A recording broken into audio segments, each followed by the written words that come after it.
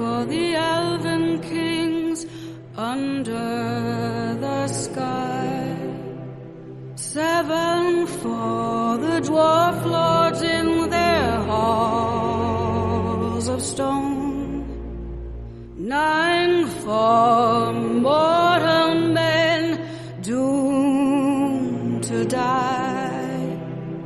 1 for the Dark Lord on his dark throne in the land of Mordor, where the shadows lie, where the shadows lie. Do áudio aqui, boa noite a todos aí, já tem gente lá no YouTube, então boa noite. Tudo boa bem? Noite. Boa noite a todos. Deixa eu apresentar as pessoas, eu tô aqui com a nossa amiga Nilda Alcarinque. Tudo bem, Nilda? Tudo bem, boa noite, pessoal. Boa noite. Tá, eu tava falando pra ele, eu tô meio atacado um pouquinho de rinite e sinusite, porque nós estamos sobrevivendo ao apocalipse climático aqui em São Paulo, tá complicado. Pois é, não tá difícil, gente, né? O pessoal tá até recomendando usar máscaras, né? Porque tá realmente uma situação periclitante, viu, gente? O único dia que eu saí de casa essa semana eu usei, porque eu não tinha condição. Hoje estamos pelo Skype aqui, o Marcos está sem foto. Eu queria só que vocês confirmassem para mim se o Marcos aparece com o anel que ele botou, porque ele teimou comigo que ele trocou a foto dele. Ele falou, eu troquei a minha foto, né? Ele botou esse anel aí. É um anel azulzinho com uma pedra azul? Isso mesmo. Oi, Marcos, dá boa noite para as pessoas. Oi, boa noite. É que eu fui no Anatar Biju, vocês conhecem essa loja? Biju Anatar. E eu ouvi falar que tá fazendo sucesso. Isso, e aí Tá? o rapaz muito simpático, ele me vendeu esse anel, ele falou que equilibra os chakras. Eu já tô me sentindo diferente já, inclusive, tô gostando. Tu tá se sentindo mais ganancioso de repente? Né? Mas é isso, gente, aqui estamos para conversar sobre mais um episódio da série Os Anéis do Poder e me apresentar para quem não me conhece. Eu sou Angélica Hellish, né? Como eu falei, tô aqui com o Marcos e a Nilda Alcarinque. E esse aqui é o episódio onde a gente descobre coisas interessantes, né? Como, por exemplo, na hora da feitura do anel, você vê que os seus sentimentos, o que há no seu coração, sua corrupção, passa pro anel, né? Então a gente vai falar sobre isso, sobre o episódio aqui que se chama Salões do Reino, né? Eu já vi mais de um título dele, né? Vocês curtiram? Foi um episódio interessante. O pessoal tá muito bravo com o Númenor, né? Tá todo mundo falando que esse núcleo aí que nem nas novelas do Manuel Carlos, né? Esse núcleo aí de Copacabana de Númenor, ninguém tá aguentando. Tá muito chato, né? O pessoal tá falando, nossa, ninguém aguenta, ninguém quer saber mais de Númenor. Os Númenorianos vão todos afundar. E é isso aí. Sim. Eu vou dizer que eu não chego a desgostar do núcleo, porque eu acho que ele apresenta conceitos interessantes. Mas é o que eu falei da outra vez, ele tá deslocado na história. Sabe assim? Pro enredo, ele tá deslocado, porque ele não tem ligação nenhuma com o que tá acontecendo do outro lado.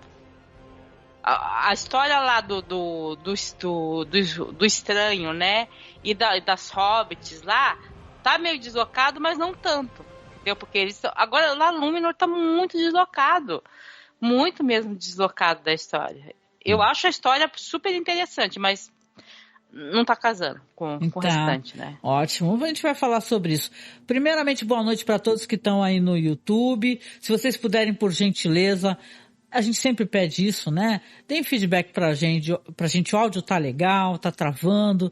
Dessa vez a gente tá tentando pelo Skype, né? Como vocês estão vendo aqui, né? Pela interface do Skype, que estava tendo muito delay. Eu acho que hoje está mais sossegado, né, Nilda? A gente está conseguindo conversar e responder mais rapidamente, sem delay, né? Tá mais tranquilo. Para mim tá mais sem delay. Eu não sei o Marcos. Tá? Não, a impressão que eu tenho é que tá no tempo certo a fala de vocês. Sim. Então, Viu como ele está respondendo direitinho? Então é isso, gente, né? Não, porque a gente tava passando o maior aperto aqui. Toda vez que a gente ia gravar, aí um ia responder, o outro sem querer atropelava, né? Então isso é o delay, né? A pessoa tá demorando para ouvir, né? O que está sendo falado, né? E tal. Ela vai tentar responder e responde em cima, né? Esse episódio aqui, como os anteriores, a direção é da Sanaa Henry e a Louise Hooper. Roteiristas aqui é o John D. Payne e o Patrick McKay. O Marcos estava até conversando, né, Marcos, que existe uma coisa interessante quando o roteiro está na mão de outras pessoas também, né? Na verdade, eles estão creditados no IMDb como roteiristas desse episódio, mas o roteirista, na verdade, é o Nicholas Adams. Por que será que tem essa diferença, né? Que estranho, né? Uhum. Por que será que botam diferente no IMDb? Porque como eles também são roteiristas, eles são creditados em todos os roteiros de todos os episódios. Mas no caso especificamente desse aqui, foi o Nicholas Adams que escreveu. Enfim. Legal. Vocês estão vendo que eu tô aqui na sala, aqui, ó, junto com o meu gato gordo, né?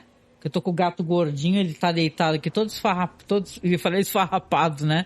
Tá todo jogadinho aqui do meu lado, gatinho gordo, né? Que se chama Antero. Uma curiosidade, Nildo, nosso gato se chama Antero, que tem aquele poeta que é o Antero de Quental, né? Então o nosso gato é o Antero de Quintal, o nosso gato. A piadinha do nosso gordinho, né? Mas é isso, gente. Então, eu acho que, apesar das críticas, eu acho que tem muita coisa boa no episódio, gente. Eu gosto muito quando aparece o núcleo dos anões. E logo no começo a gente vai ter isso, né? Você vai ter o rei Durin III, né? Eles ouvindo sussurros do anel. E ele vai colocar, então, o anel no dedo, né? E a partir daí, aquele problema que eles estavam tendo lá, né? Com aquele esquema de iluminação, né? Que é um sistema que eu fui ver depois, que é de espelhos também, né? Ele acaba conseguindo descobrir aonde pode ser aberta a montanha para que possa a iluminação incidir corretamente, né? Então isso já é um ganho assim para ele, que ele o povo até o sauda, né, Nilda? Fala assim, rei Durin, você é o grande rei e tal. Só que o anel, né, ele dá e ele toma alguma coisa também, né? Com certeza. Que aquilo que a gente está falando há um tempo. O anel, ele aumenta o seu poder de percepção, né? No caso dos anões ali, ele tá tendo um poder que depois até a Disa fala, um poder que não é para todo mundo, e ele tá tendo, né? Que é o poder lá de ver, né? Onde que tem metal, que metal que tem, de conversar com a montanha, né? Que ela fala. Uhum. Só que não é todo mundo que tem, né? Ela fala que tem que ter um treinamento de bastante tempo, não é assim. E assim que ele fez. Eu gostei muito de uma coisa que a esposa do Durin, ele também é Durin, né? O filho, né? Só que é o quarto, né? Ela estava conversando que elas também são inspiradas por uma entidade, né? Ao ler, negócio assim, que também dá a elas o dom dessa visão, né? Que não é uma coisa assim que você vai, o anel dá esse poder que você enxerga toda a montanha, né? Tem toda uma coisa quase religiosa também. Olha o gato fazendo besteira. Uma coisa quase religiosa. Isso. Então, esse Aulê, lembra que eu falei no episódio passado que da entidade lá do mar que devolveu? Existe também a entidade da terra e dos metais, da mineração, né? E da forja, que é o Aulê. Uhum. Entendeu? Aulê, ele meio que né? o padrão. Eu falei Aulê. Aulê. E ele é o criador dos anões. Os anões existem por causa dele. Olha. Então, assim, é o deus deles praticamente, entendeu? Eles não chamam de deus porque na Terra-média há o entendimento que existe um deus único apenas, que é o Eru. E que esses são, semideuses, né? Entendi. Mas se quem tem uma religião pagã e tudo mais, pode identificar como o deus, ele é o semideus da mineração, da terra e da forja, né? De fazer metais e esses trabalhos manuais, né? Que envolvam metais e terra. Uhum. Tá? Que, na verdade, não é semideus. A gente chama de Valar, mas tudo bem. Fica melhor para as pessoas entenderem. Deixa eu dar um salve aqui pro Marcelo Fernandes, que tá dando um oi pra gente diretamente do Texas. Olha que legal, gente. Opa, boa noite, Marcelo. Oi, Marcelo, que bom. Tá longe do BR aí, né? Força, porque no Texas o babado é louco, né, maluco, né? É isso aí. Então, eu gostei muito. Aliás, todos esses segmentos aqui dos anões, né, que você vai ter nesse episódio, eu acho eles muito bem atuados de diversas maneiras. Eu gosto muito desse ator que faz o rei, o Durin III, que é o pai, que ele é fantástico, né? Você vê que ele consegue, mesmo estando com uma barba gigantesca, né? Ele consegue transmitir toda aquela emoção, aquela coisa da ganância, né? Porque, claro, o filho dele começa a reparar que alguma coisa estranha está acontecendo, né? Por que o pai dele, na hora de querer entregar os anéis, ele fala assim, só que vamos fazer um negócio assim, parece que ele combinou que para os caras darem metade do que os caras têm nas minas, né? Os outros reis anões, né? Então ele tá assustado, né? Esse é um episódio muito sobre orgulho, né? Sobre ganância, sobre orgulho, né? E obviamente sobre golpe, né? Porque é a parte de Númenor, né? E isso é dito que os anéis dos anões aumenta a cobiça, né? Então, quem não tinha começa a ter um pouquinho, quem tem um pouco mais tem um pouco mais. E assim, o Carim implanta um imposto lá na terra, nas minas de Moria, que ele começa a cobrar uma moeda para cada venda, uma coisa assim. Eu falei, gente, tá colocando imposto único aí. Olha. O Marcelo tá respondendo aqui, Marcelo, é brincadeira que eu tô falando, viu? E eu falei no Texas o babado é louco, ele falou, aqui é muito bacana, hein? Não, a gente sabe que é bacana, né? A gente tá brincando aqui porque a gente, né, o pessoal da esquerda que fala assim, sabe que no Texas tem muito trampista, né? Então a gente tá brincando aí, o babado é louco por causa disso, né? Você faz eu faço a piada, não explica a piada, né? Desculpe. Não, só fala pra ele. É meio que aquela mesma generalização que tem sobre o Brasil, que fez aqueles jogadores daquele futebol lá dos Estados Unidos não querer nem vir pra cá, porque tudo que vê no Brasil, ele só vem da Atena lá e fica achando que é assim todas as suas. A gente sabe que não é, né? É verdade. Nos Estados Unidos a gente sabe que tem um monte de coisa ruim, mas também tem um monte eu conheço pessoas que moram lá, tem amigos meus que moram lá, eles falam, é igual ao Brasil, você tem que saber onde que você anda. Sim, né? sim. Sem problema, sem problema. Mas Marcos, você ia falar alguma coisa também, né? Vai lá, querido. Eu gostei muito do núcleo dos anões nesse episódio, desde aquela transição que tem da rocha para depois o anel que tá no dedo do rei Durin, uma transição, aliás, muito bonita, e que para mim já introduz muito o que vai ser o tema desse episódio, né? Que é ganância, manipulação, enfim, e aquela enorme imagem do anel, né? Ali iniciando o episódio para depois afastar e a gente ver que tá na mão do rei, que o rei vai colocar o anel, na verdade. É muito bacana. Tudo nesse núcleo para mim funcionou. Ele...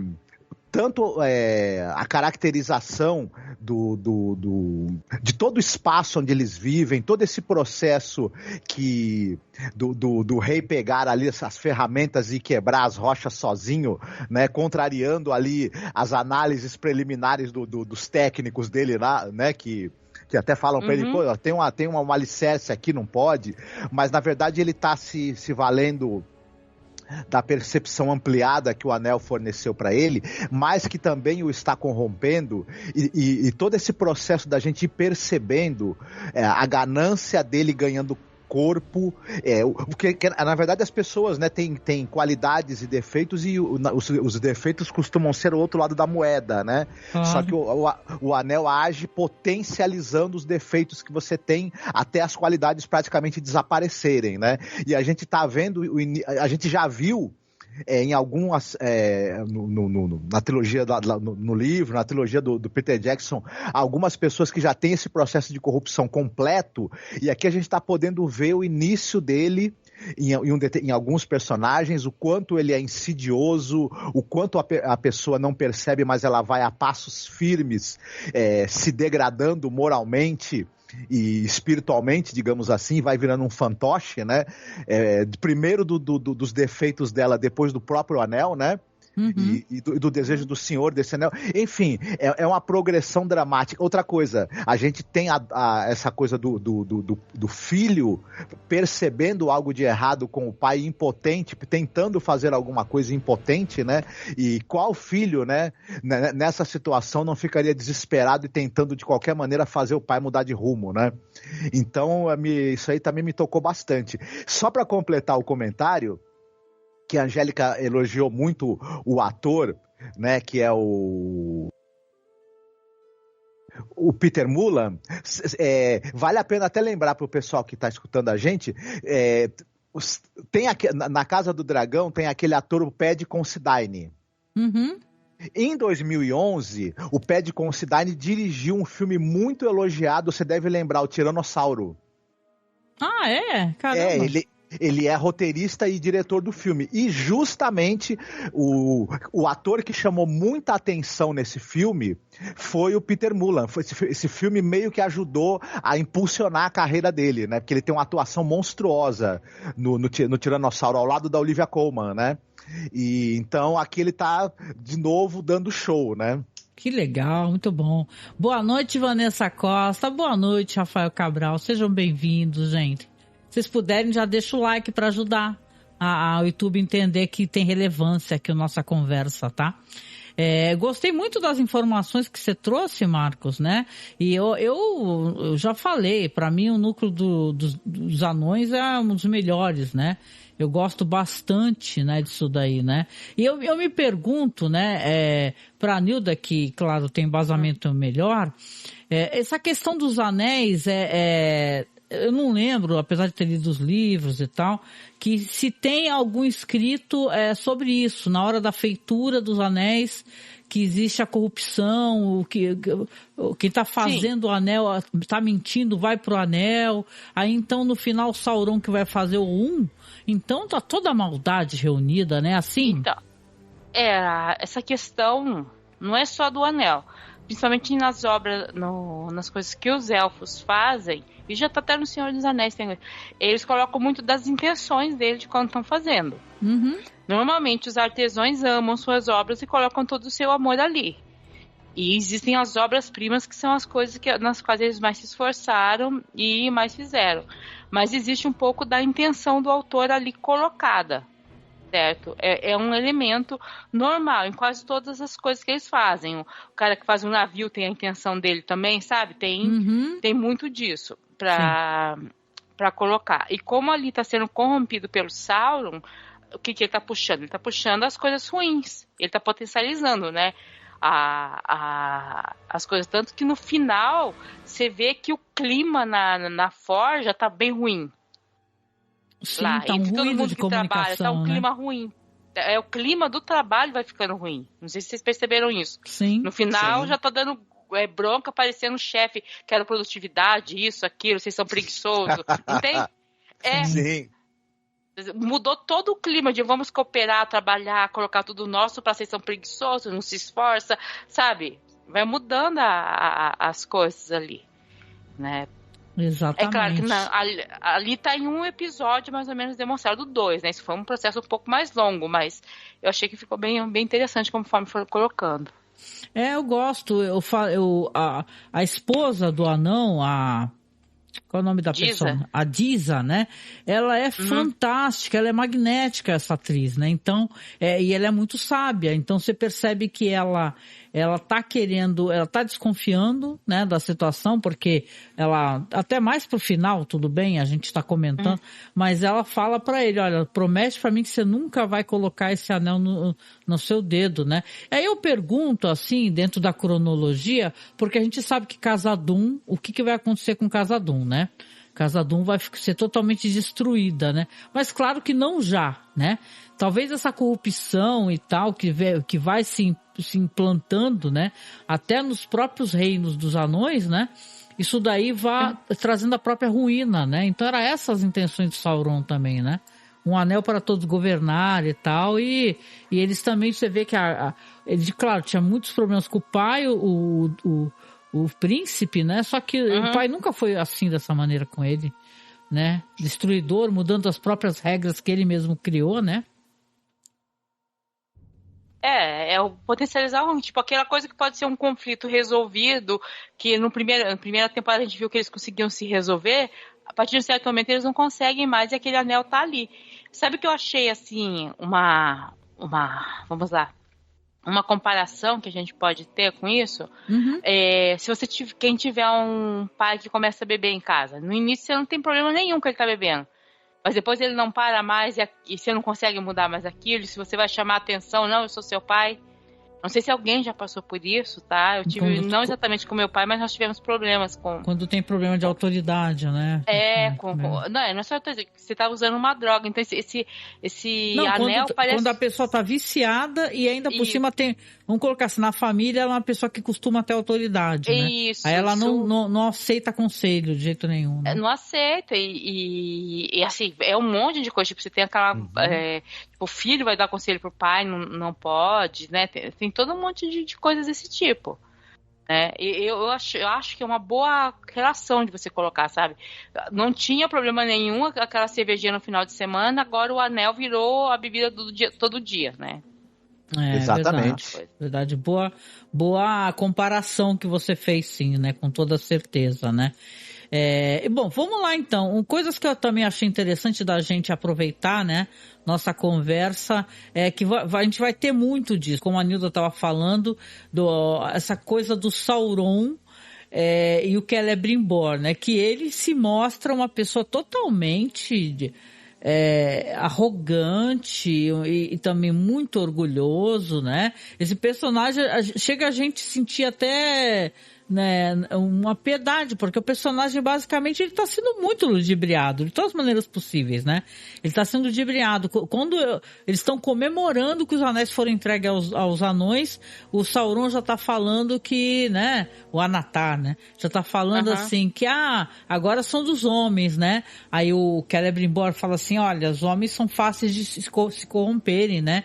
Eles mesmos levam a desgraça para eles, né? Aí eu não quero falar sobre isso agora. Aí o Sauron fala, mas eu quero, né? E você vê que ele tá impondo, né, a vontade dele, ele tá impondo. Pode falar. Não, eu falo que nessa cena ele tenta, o Celebrimbor fala, não, agora é o momento dos anãos, não, a gente tem que falar sobre os humanos já, sabe? Ele é meio que impaciente, né? E no final ele acaba vencendo, porque ele também tá manipulando o restante do povo ali. Só falar que também é um pouquinho depois, mas tem nessa cena que tem que eles fazem aquela porta, né? Aquela porta linda lá. Com aquele anão. Que é aquela, diga amigo e entre, né? Isso. Quem não conhece, eu achei interessante. Isso? Eu achei interessante colocar, mas eu sei que meio que caiu ali, porque de repente tava ele e o outro anão na árvore. Tipo, ninguém tinha falado. Aquele anão inicialmente estava lá na mina, naquela cena na primeira cena do rei lá, dizendo, vai quebra aqui, né? Aí daqui a pouco ele já tava lá de novo, com o Celebrimbor fazendo portão, sabe? Assim, tipo, ele caiu meio que lá, assim, eu achei que ficou meio... Opa! Deslocado, eu né? entendi. Ficou meio que a narrativa, eu achei que ficou quebrada. Eu sei, ele tava lá pra fazer esse portão é importante e tal, mas sabe assim... Não teve ninguém explicando antes, olha, o rei pediu pra fazer um portão, nós estamos fazendo portão. Jogaram fanservice sem falar nada, né? Falaram assim, exatamente. Toma esse fanservice aí, né? Boa noite, Gui-Ru, que falou que esse gato é de pelúcia ou só tá fazendo gatice? Ele tá quase caindo do sofá, gente. Esse daqui é o Antero de Quintal, o nosso gato gordinho, ó, tá quase caindo, já vai cair. E o Augusto Ganzetti também, boa noite, Augusto. Concordo muito, Nilda, né? Né, Marcos? Ficou meio jogado, né? Olha, ele vai cair já. Vem cá. Sim, foi um fanservice colocado ali, né? E como a Nilda falou também, aí deixa a gente ali com uma... pensando assim, mas espera aí, como é que ele chegou lá tão rápido e por que não... Mas enfim, eu acho que também no final das contas não prejudica, né? E a gente... E é bacana de ver, né?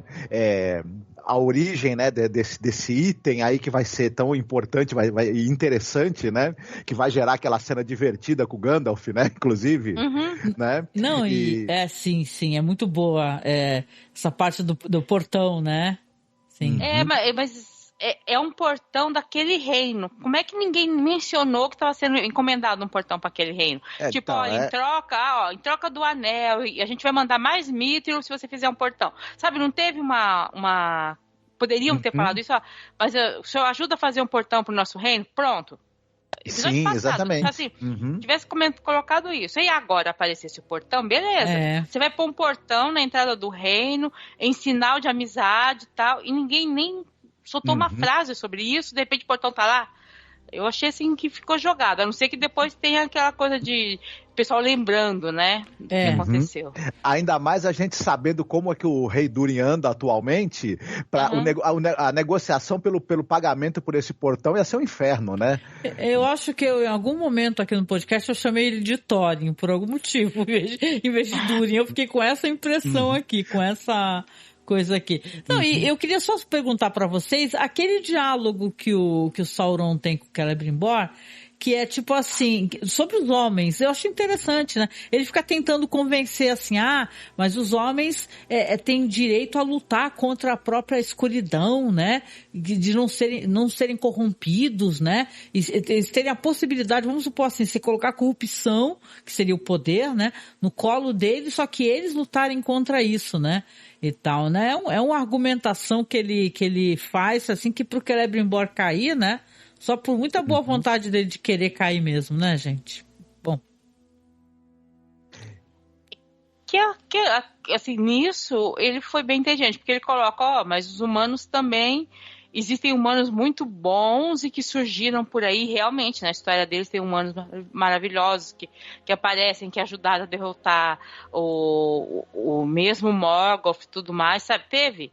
Então ele começa a falar isso, mas tem humanos que vão contra o poder do mal, não pode generalizar, é um argumento válido. Sim.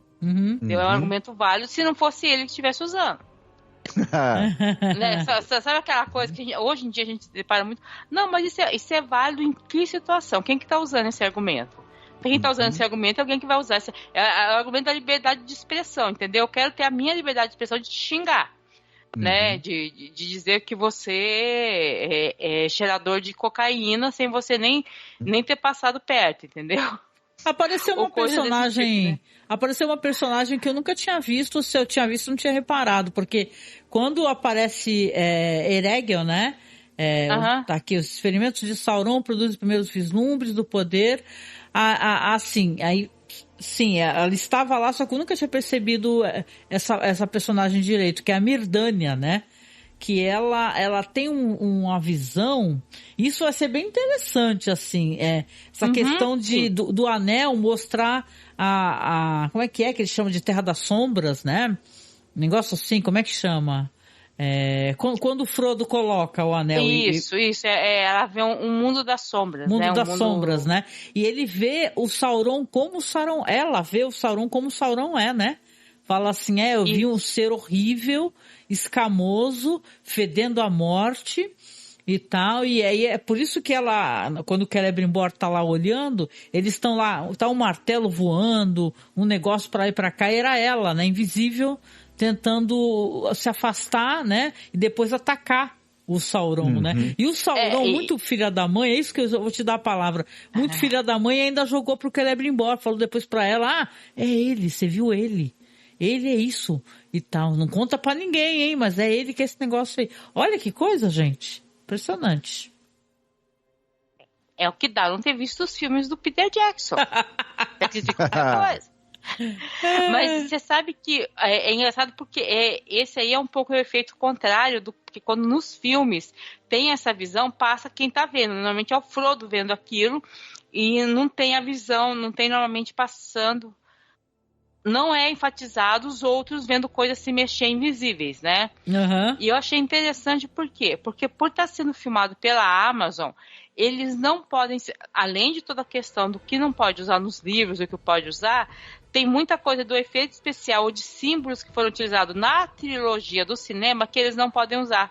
Uhum. Porque é da empresa que fez aquela coisa. Sim. Então, por exemplo, os elfos têm uma coisa muito parecida, mas não é idêntica daquela. Tem explicação, porque se passa 2000 anos, muda a estética. Mas, além disso, eles não podem usar mesmo. O mesmo até.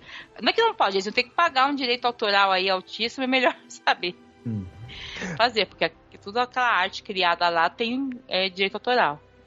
Mas acabou funcionando desse jeito, porque na verdade a gente já viu, né, esse mundo das sombras, né, esse lado, né, das sombras, e quando isso é evocado nos diálogos e da maneira como é feito, puxa pela nossa memória visual, né, então, e até acaba funcionando de uma maneira, vamos dizer, elegante, né, quem está escrevendo o episódio contar com a nossa memória visual do que a gente já sabe mais ou menos como é, então ficou, no final das contas, por uma questão de não poder usar, né, mas funcionou narrativamente também e tal.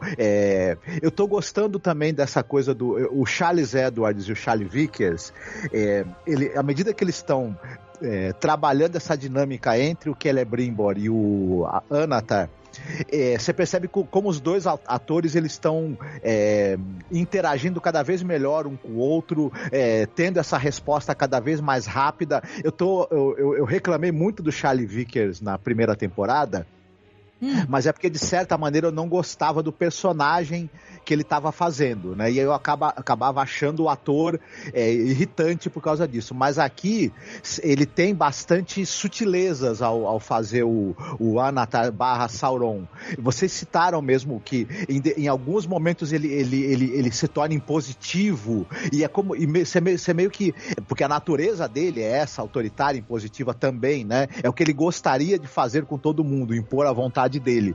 Mas aí quando ele solta um pouco disso, você percebe que ele dá um passinho para trás e começa a argumentar e a manipular, que ele já sabe que vai funcionar melhor.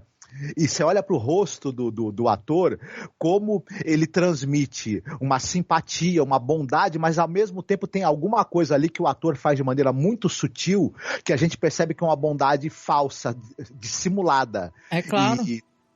E isso é bacana, ele tá transmitindo isso muito bem. E, enfim, e eu tô gostando, nessa temporada eu tô gostando bastante do Charlie Vickers. E o Charles Edwards, ele também... Que é o Celebrimbor, né? Que é o Celebrimbor também. Ele tem essa coisa é um homem, um homem não, na verdade, é um elfo, né? É alguém que é de uma grande competência no seu papel, né? No que faz, mas consumido pela própria vaidade, né? Mas ao mesmo tempo é alguém que tem dilemas morais, ele está cedendo à própria vaidade, ele está passando por todos os limites morais que ele desobedecendo o rei, mentindo, enfim, mas ele não deixa de ter ali dores de consciência que o ator também sabe transmitir. O Celebrimbor, ele é um personagem muito dúbio, né? Ele é um personagem... só que as contradições dele o estão engolindo e vão engoli-lo, né? Mais ainda até o fim, né? Deixa eu dar um feedback do chat aqui, gente. Até a Nilda talvez possa responder, né? O Rafael Cabral falou assim: acho que faria mais sentido se os elfos tivessem alguma proximidade com os homens para fazer os anéis para os homens. Como é que é essa relação, né? E tal, a gente sabe que tem uma relação com o mundo dos homens, sim, né? Mas nessa época ela já era uma relação conhecida, ou o Tolkien coloca isso nos escritos ou nos apêndices? É uma relação conflituosa. Entendi. É uma relação, não é de total confiança. A gente vê isso no núcleo lá do elfo bonitão e tudo mais, que tem os homens, as pessoas chamadas de selvagem. A relação melhor era com o povo lá gente do céu, agora esqueci. Lá da ilha, os Númenóreanos. Tá. Era a melhor relação até começar a acontecer os problemas de Númenor. Mas era que eles tinham a melhor relação, né? Então, assim, tem muitos humanos que têm um bom relacionamento com os elfos, mas nessa época já está bem degradado. E, por exemplo, na época do Senhor dos Anéis mesmo, poucos humanos têm boa relação com os elfos. Tá? Eles têm um certo preconceito, ou então um certo medo, né? Mesmo, por exemplo, em Rohan, a Terra dos Cavalos, eles consideram que a Galadriel e a floresta dela é de uma bruxa, é de um pessoal assim, sabe? Eles não confiam. Eles sabem que não é do que se precisar deles para se aliar contra o mal do Sauron ou alguém assim, pode ser aliado. Mas eles não confiam no dia a dia, eles têm preconceito, eles acham que lá tem bruxaria, que lá tem um monte de coisa que eles não entendem. Ah, legal. Então, assim, porque é um povo que vive muito mais, que tem outro modo de vida. Eu coloco, viu, até respondendo assim, meu parecer pro Rafael, né? É uma questão de dominação, né? Porque o Sauron, ele começa pelos elfos, os senhores elfos, né? Até então, nessa feitura, é uma feitura muito mais pura, né? Vamos colocar assim, talvez plena de sentimentos, né? Dignos, vamos colocar. Aí dos anões já começa então a vir a mentira, a cobiça. Dos homens vão vir sentimentos piores ainda, né? E tal, e por aí vai. Então, eu acho que é uma questão de dominação, Rafael. O Sauron, na verdade, ele quer dominar. Ele precisa dominar, tanto que ele vai aumentando a quantidade de anéis até chegar no 1 para ele, né? Então, mas, por exemplo,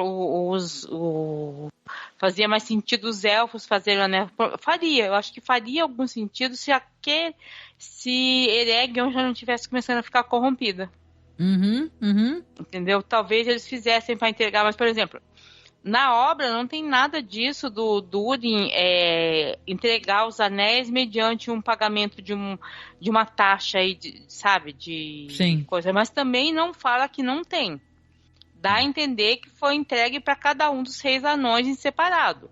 Mas também não está escrito explicitamente, foi entregue por cada um deles em separado, sabe? Só tá que foi entregue para eles. Eles usaram um artifício de roteiro para deixar bem clara a questão da ambição. Né? E que eu me lembre, os anéis dos homens é feito junto com os elfos ali, o Celebrimbor e tudo mais. Só que já é pelo que eu tô dando a entender ali, já é nessa oficina que já tá bem mais corrompida. Sim. Né? Não, e pra gente é devastador quase. A gente vê que ele não consegue celebrar. Né? O Celebrimbor, ele vê o sucesso, daqui a pouco já vai receber ali o príncipe Durin, né? Falando que tem um problema com o pai dele, até o Sauron /Anatar vai lá tentar atender, ele fala, não, eu vou lá. Então ele sabe que tem alguma coisa muito errada. E no final, gente, do episódio, basicamente ele prefere se comprometer, né, o Celebrimbor, com o mal maior do que ele confessar e aceitar a punição, né? Porque ele fala que se ele confessar, ele não vai mais poder fazer forja, né? Ele vai ser destituído daquele lugar. Mas porra, ele acaba se comprometendo com uma coisa que ele sabe que tá errada, né? Então, é interessante. Mas aí entra aquela coisa. O problema não é quando a pessoa ela é enganada, é mais difícil, é mais fácil enganar uma pessoa do que fazer ela admitir que foi enganada. Verdade. Sabe assim, quando a pessoa ela sabe que foi enganada, ela nunca vai admitir que foi enganada. Bolsonarista é assim. Eles sabem que estão errados, mas eles preferem se comprometer com o mal maior do que assumir, né? Que, estou errado, vou mudar meu ponto de vista. Exatamente. Não, sabe, não é só você, mas tem um monte de coisa na vida que, sabe, eu às vezes percebo isso, que eu demoro pra admitir que eu tô errada, porque é muito ruim você, sabe assim, aquela coisa de você admitir, chegar e falar, não, você tava certo, entendeu?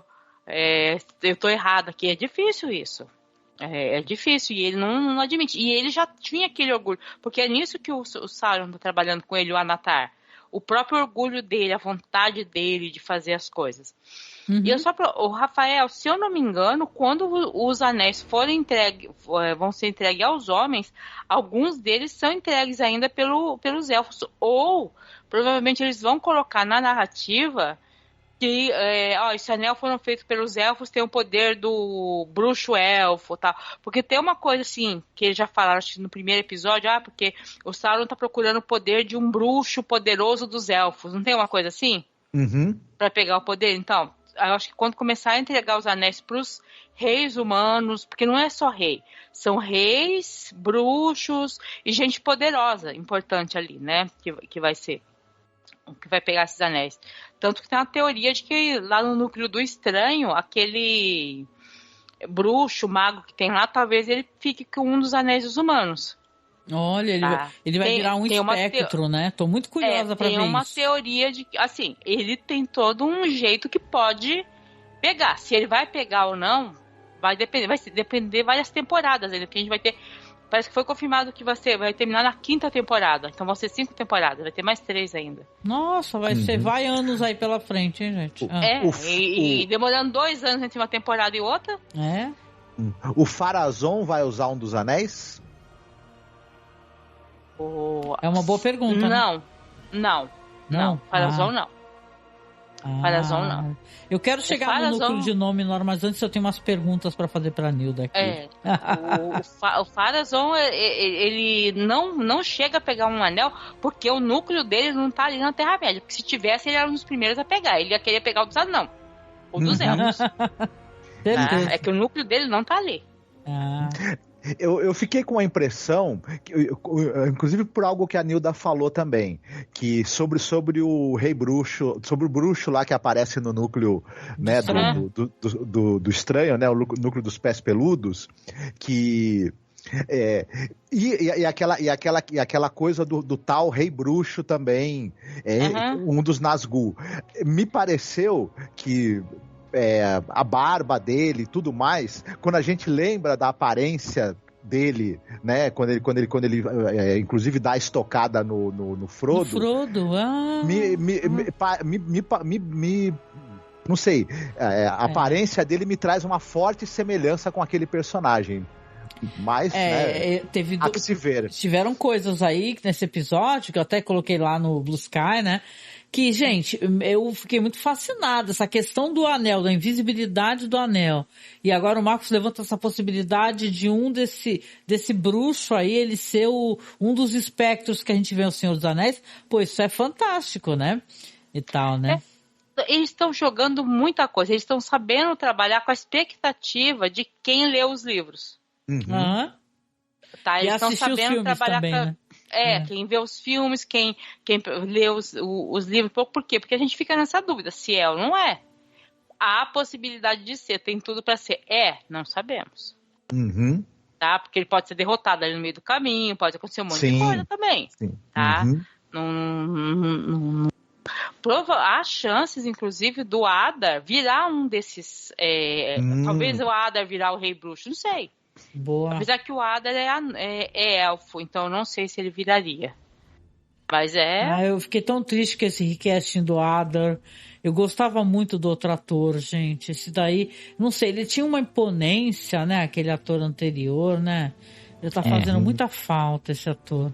A fazer o quê? Vai saber a treta que rolou, né? Esse ator que tá fazendo o Adar atualmente, ele transmite uma certa, digamos, dignidade pro Eidar. Eu acho que o ator anterior, ele transmitia um pouco dessa dignidade, né, de quem tem um propósito, e ao mesmo tempo também transmitia muito da degeneração que esse personagem também tem. Ele conseguia fazer as duas coisas. Esse ator eu acho que o outro era mais ator também, ele atuava melhor. Eu acho que esse daí, ou então ele não foi dado a ele oportunidade para mostrar também, né? Muito da atuação, pode ser. O Adar é um personagem complexo, até certo ponto, né? E ele era um elfo, né? Um elfo que se voltou pros orcs, né? Pra ficar com os orcs, isso é interessantíssimo. Sim. Né? Deixa eu perguntar aqui pra Nilda um negócio muito importante, gente, antes que a gente, né? Daqui a pouco já faz 1 hora, já estamos em 44. Nilda, tem um momento que a gente vai ver o Gil-galad, né? O rei lá do rei élfico, que ele tá ali com uma mulher, que o personagem foi totalmente assim, não lembro nem o nome dela, coitada, mas ela tava justamente perguntando, né, sobre essa questão que dá pra se ver no final do episódio, que Lindon tá cercada por orcs, não é? E depois vai chegar o Robert Aramaio lá, o Elrond também, para poder avisar sobre o Eidar, né? E ele tem umas visões, né? O Gil-galad, que são, claro, inspiradas pelo próprio anel, né? Tanto que ela fala assim, aquela elfa fala assim, pô, você vai ficar ouvindo sussurros desse anel, em vez de se preocupar com o que está acontecendo com a tua cidade aqui, né, e tal, né? Mas interessante, eu queria entender um pouco do significado daquelas visões, né? Que tem um momento que aparecem os peixes, assim, todos mortos, né?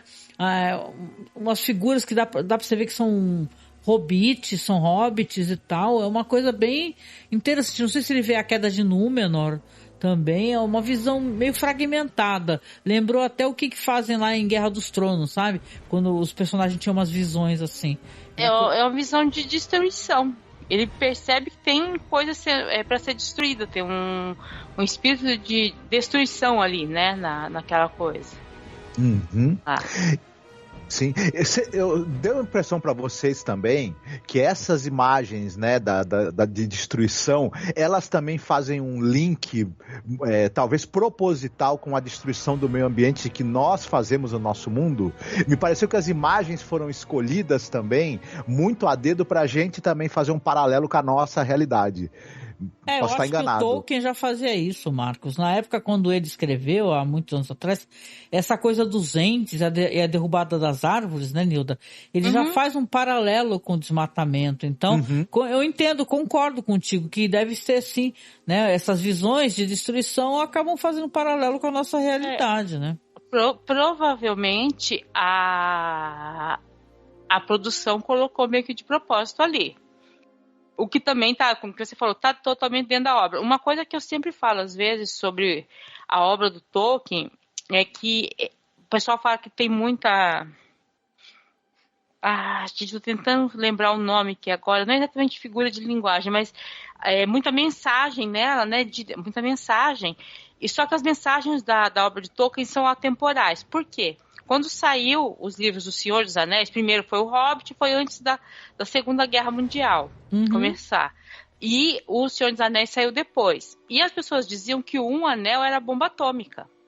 Olha!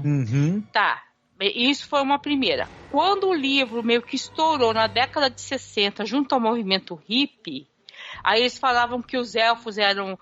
que os hobbits fumavam maconha, que aquilo ali era pelo meio ambiente, que não sei o que lá, e que aquela guerra lembrava a guerra do Vietnã. Olha! Quando saíram os filmes, eu lembro que tanto que o segundo filme quase tiveram que brigar para manter o nome, porque foi em 2011, foi quando caiu as duas torres. Olha, é verdade. E tava tendo guerra, um monte de coisa. Foi 2001. Tava tendo guerra, um monte de coisa. E quando o Saruman discursava, me parecia o George Bush discursando. Chamando guerra, sabe assim? Concordo. Então, assim, a obra dele, ele tem muitas mensagens, mas são mensagens atemporais, sabe assim? Que serve pra... E agora a gente vê a destruição do meio ambiente. Pô, aquele Mordor escuro, cheio de pó, o que foi o Brasil essa semana?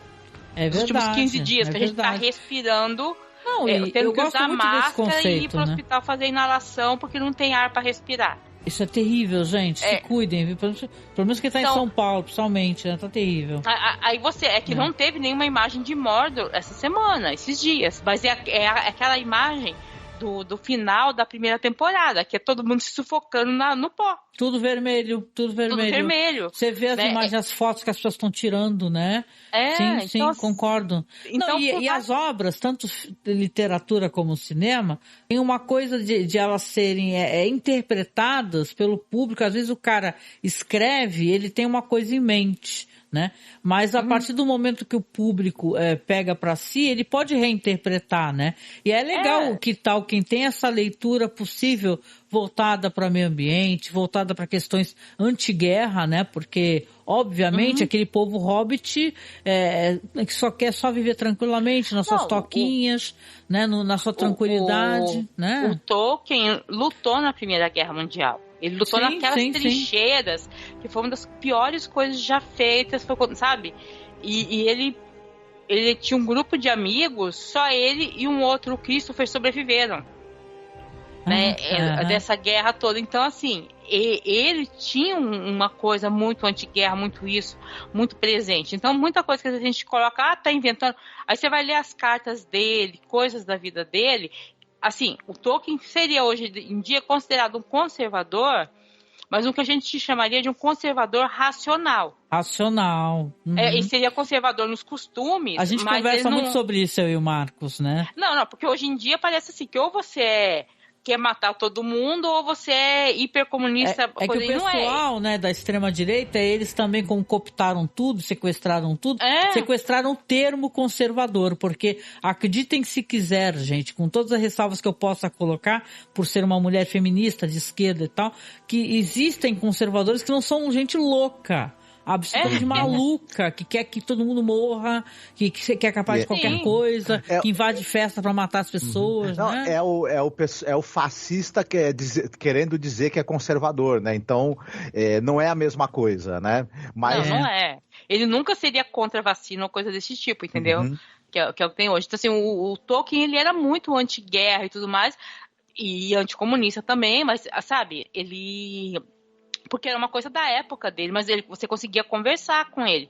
Ele, entre a piedade humana e cuidar do ser humano e declarar uma guerra, ele preferia o cuidado com o ser humano. Então ele tinha muito isso, né? E isso tá na obra dele, né? Esse espírito de comunidade, tudo mais, ele tenta colocar o máximo que ele pode. Mas é claro, a comunidade vai ter que ter rei, entendeu? Tem um monte de outras coisas que a gente consegue achar de defeito.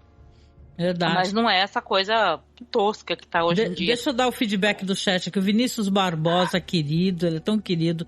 Ele fala pra gente assim, ó. Boa noite, Angélica, Marcos e chat. Nilda também. Boa noite. Fala que chegou tarde. Que ele falou que precisa pegar a aviação anão pra chegar mais rápido da próxima. Porque o anão toda hora, ele tá parecendo a novela O Clone, né? Que a autora colocava, eu vou voltar pra...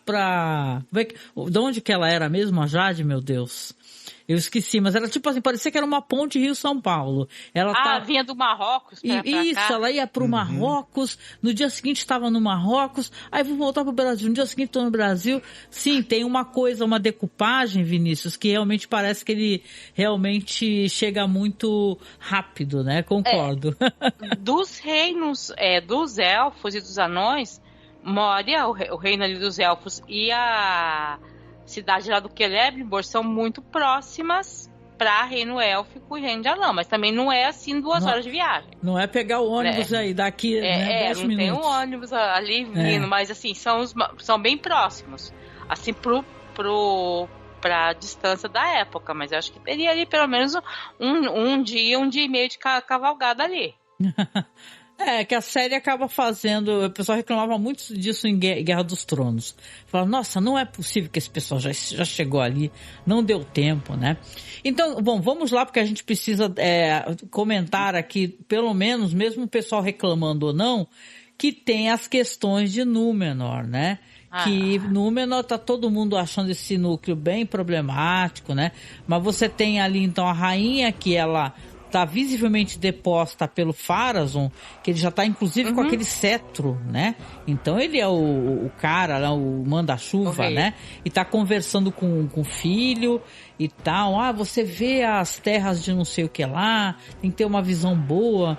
Depois vai ter todo aquele plot, né? Que o pessoal ficou meio wherever com isso, sabe?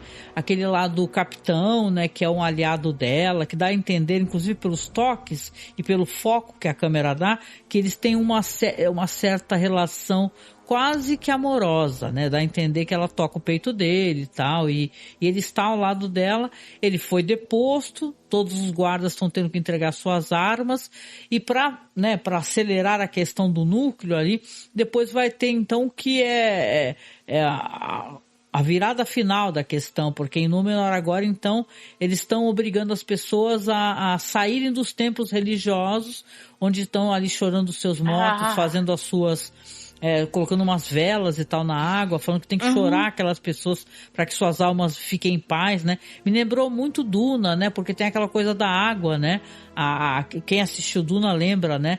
Que tem aquele local ali onde as pessoas estão rezando para aquele poço de água que é religioso por ter é o líquido dos corpos das pessoas, né, que virou aquele lago, né?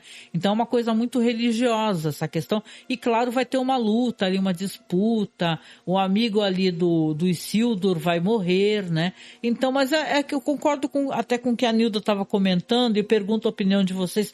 É um núcleo muito, muito deslocado, né? Parece que são muitas frentes, né? E eles não estão conseguindo trazer para o espectador, de maneira mais acertada, que a gente se importe com esse núcleo. A gente tem a impressão que a Míriel é uma pessoa muito doce, mas parece que ela cede o tempo todo a que era a rainha, né? Então ela cede o tempo todo. As ela não tem poder. Ela tiram todo o poder dela, tiram.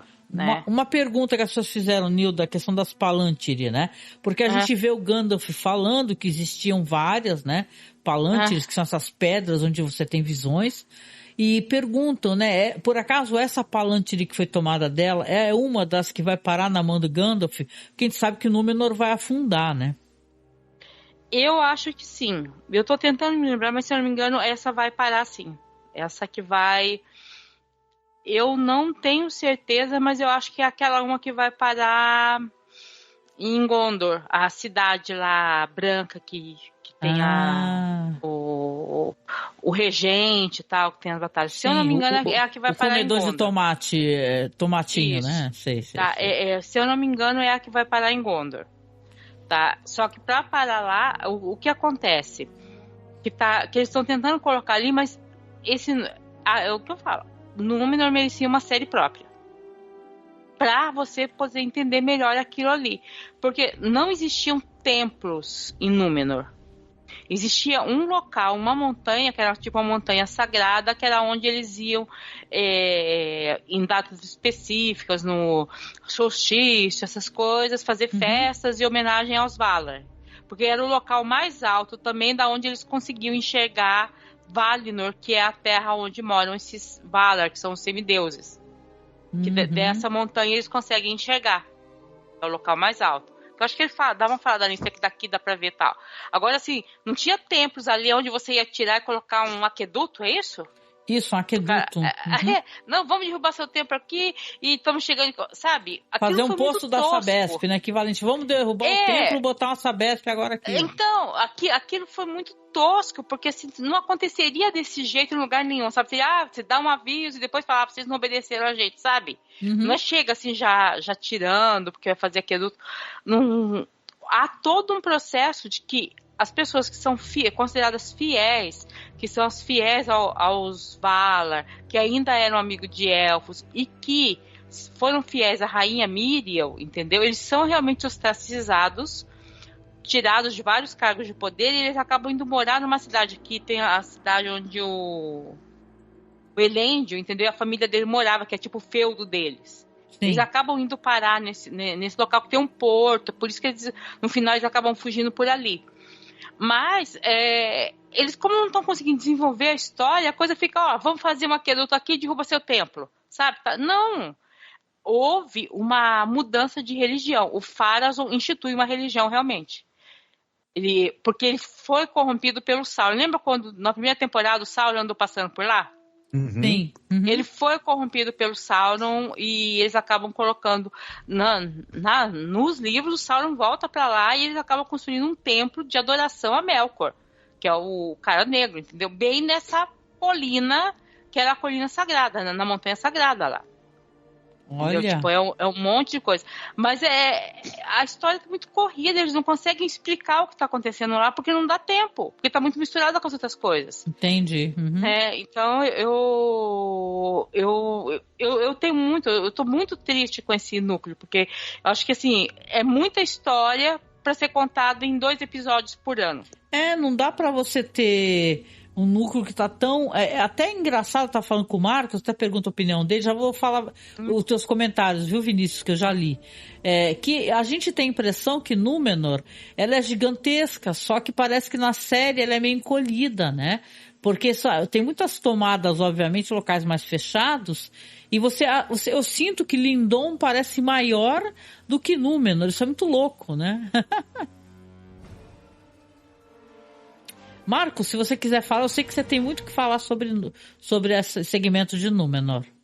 Sim, mas a impressão que eu tenho, né, desse segmento casa bastante com o que a Nilda estava falando. A gente é uma situação que, se a gente for pensar, Númenor tem toda uma questão histórica, cultural ali, e que está passando por uma série de mudanças e que vão desembocar em outras coisas que vão ser importantes. Só que, como você acaba tendo muito pouco tempo, né, para isso, você tem essa coisa de um reinado que está acabando, de alguém que deu um golpe, que vai estabelecer um novo poder ali. Tem todo esse processo, que é um processo que não é em 2 minutos, como né, a Neuda tem razão muito em relação a isso. Fica com a impressão que todas essas simplificações de situações que a gente tem paralelo no nosso mundo, e a gente sabe o quanto elas são complexas e demoradas. Quando tudo é corrido e simplificado, a gente fala, pô, as coisas não funcionam assim, e nem aí, né, nesse local. Outro problema, os personagens, exatamente o que a Nilda falou, eles não há tempo deles serem desenvolvidos e terem camadas. Eles acabam virando personagens muito unidimensionais. Os atores... Por isso que a gente fica com a impressão que até a atuação em Númenor é mais fraca. Não é porque talvez os atores sejam mais fracos, eles têm um material muito mais raso para trabalhar os personagens. Você vê o caso, por exemplo, do filho do Kemen, né? O filho do Pharazôn, por exemplo, e a irmã do Isildur, como eles se vilanizaram muito rápido. Sim, não teve a menor, né? Isso, sendo que esses personagens, eles pediriam assim, uma dubiedade maior, mais camadas, e esse processo nessa coisa de tentar se estabelecer no poder, a pessoa ir cometendo atos atrozes para se manter no poder, e vai se corrompendo. Então esse processo não teve nada disso.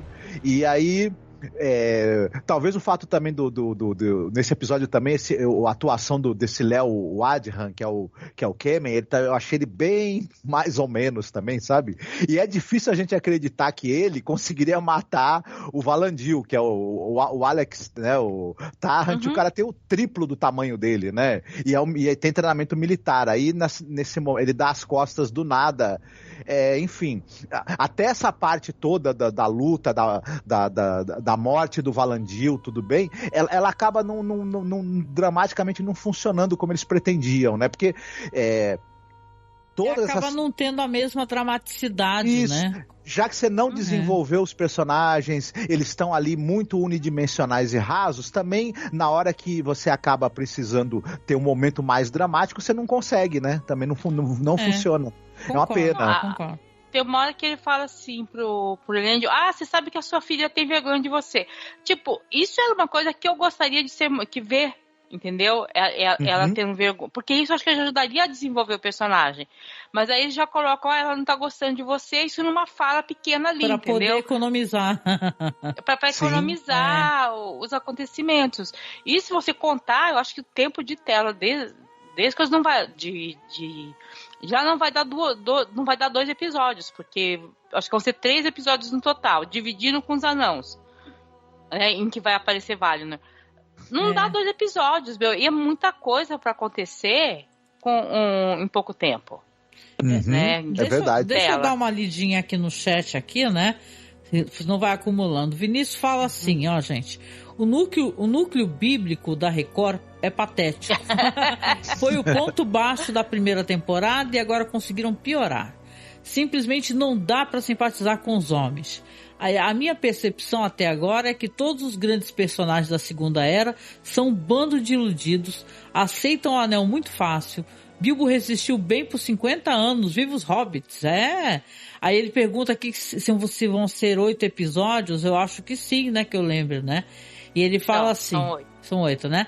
Aí ele fala assim, fiquei de cara com Elrond voltando pro Alto Rei pra avisar sobre o Eidar. Fiquei perdido nessa tour dele. Eu também fiquei meio perdida, Vinícius, né? Não. Mas isso é do episódio anterior, que a Galadriel mandou ele pra lá com o anel pra avisar. E ele apareceu correndo, correndinho, aí você falou, tá vindo correndo da onde? Foi do outro episódio, o Vinícius, né? Aí ele fala assim, o casal 20 Red Pill de Númenor é patético. Ai, ele falou que chegou tarde e flodou o chat. Que nada, adorei. Tá. Sobre essa coisa do Bilbo resistir mais e tudo, mas você sabe que isso tem uma lógica dentro da própria coisa do anel.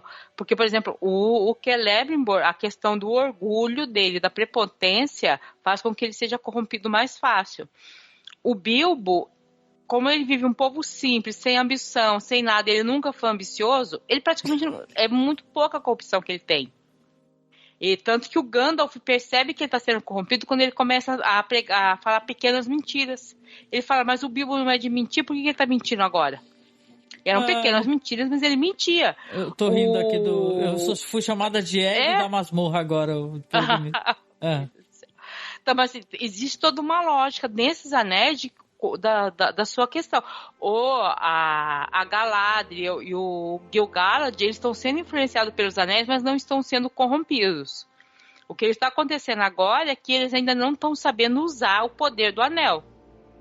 Mas as visões, eles não estão recebendo. As visões, eles ainda não estão tendo problema para entender aquilo que eles estão vendo. Porque potencializou o poder deles, cada um meio que virando para um lado, e eles ainda estão ali meio que perdidos em como usar aquilo ali. Mas eles não estão sendo. Eles estão recebendo avisos para não deixar o mal acontecer. Porque os anel dos elfos não caíram na mão do Sauron. Entendeu? Mas ele está sendo utilizado. Então, eles estão. Bem, agora, os anões já tinham aquela coisa de que eles gostam de minerar, gostam de ouro, aí a coisa só potencializou. Lá na casa do Durin já estava tendo uma briga de família mesmo, aí a coisa virou caso de família, Nelson Rodrigues virou uma coisa total. Nossa, virou uma coisa qualquer. Não, e o Marcos mencionou um personagem muito irritante. Esse Kemen aí, que é o filho do Pharazôn, é o personagem mais sem nuance do mundo. Ele é só irritante, antagônico, ele é insuportável. Desde a primeira temporada, o cara chato. Talvez seja um bom ator, porque a gente olha e fala, cara chato. Se a intenção dele fosse ser chato, né? Porque, pelo amor de Deus, né? É chato e covarde, né? É o bônus, né? Que ele tem, né? De ser. Mas é isso, né? O episódio depois, a gente vai ter a finalização dele com a Galadriel, né? E fazem todo... Aliás, uma coisa que a gente tem que elogiar, gente. Vamos elogiar o que é pra elogiar. As maquiagens são maravilhosas dos orcs, gente. Não. Quando eles aparecem, você vê... Porque a gente sabe, quem acompanha os filmes há muitos anos, eu tenho aqui essas versões em DVD, que você vê que o pessoal, a maquiagem era muito orc, né? Não dava pra ter uma super maquiagem em vários personagens. Muitos eram as mulheres mesmo, que estavam vestidas de orc, né? E tal. Claro que o pessoal tinha um apreço e um cuidado com os armamentos e tal. Mas aqui você tem orcs muito diferenciados, né?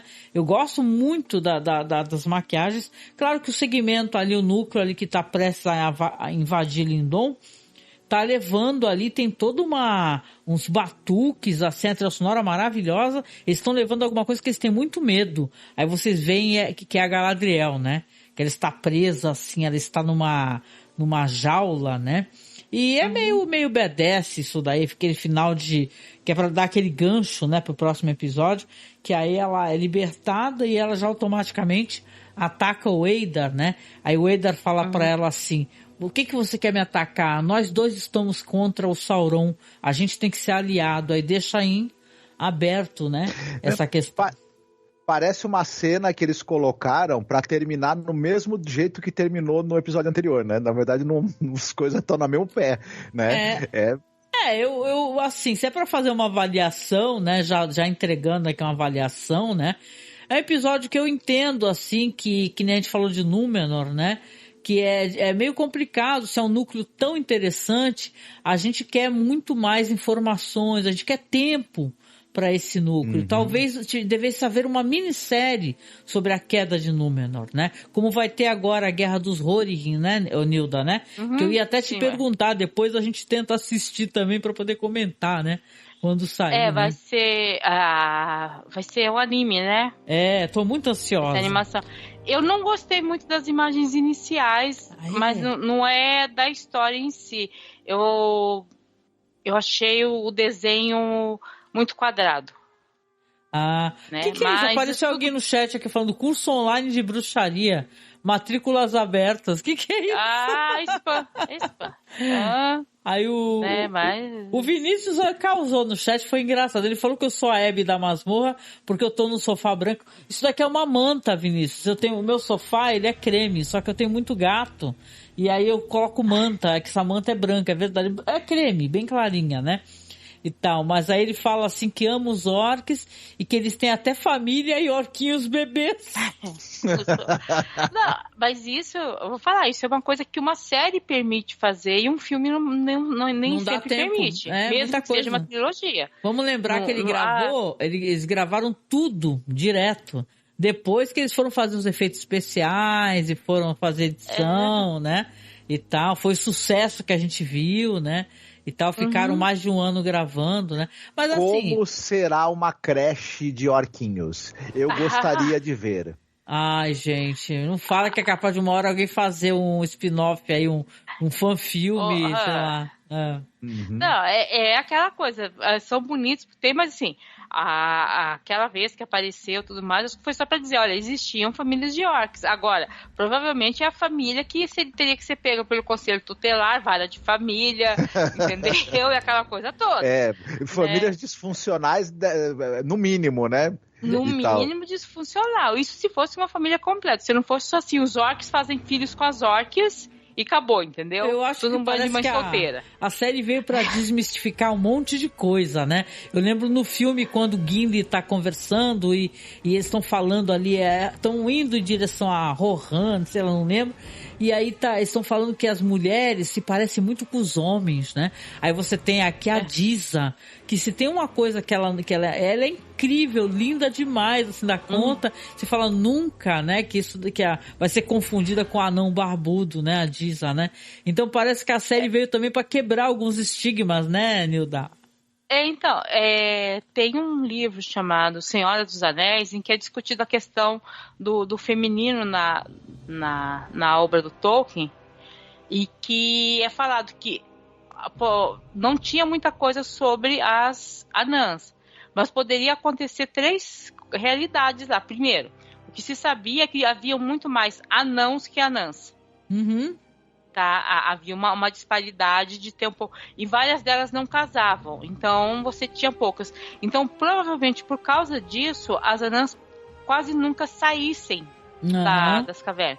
E como, por exemplo, na série colocam que são elas que fazem não todas, mas são elas que algumas são treinadas para fazer aquele trabalho de eco, de canto, para descobrir, então dificilmente elas sairiam, porque elas seriam, digamos assim, um recurso humano muito precioso. Ter pouca mulher, quer dizer que tem pouca reprodução e tudo mais. Então, ou elas seriam muito poderosas dentro do reino anão, e por causa disso não saíssem muito, ou elas seriam totalmente oprimidas e por isso não saíssem muito no estilo, sei lá, Talibã. Mas a ver pela obra e pelo restante que você tem da obra do Tolkien, dificilmente seria isso, é mais o que está sendo mostrado lá. Elas têm muito poder, mas elas praticamente não saem das cavernas. Entendi. Então aí os humanos acham que nunca tem acaba virando um mito, né?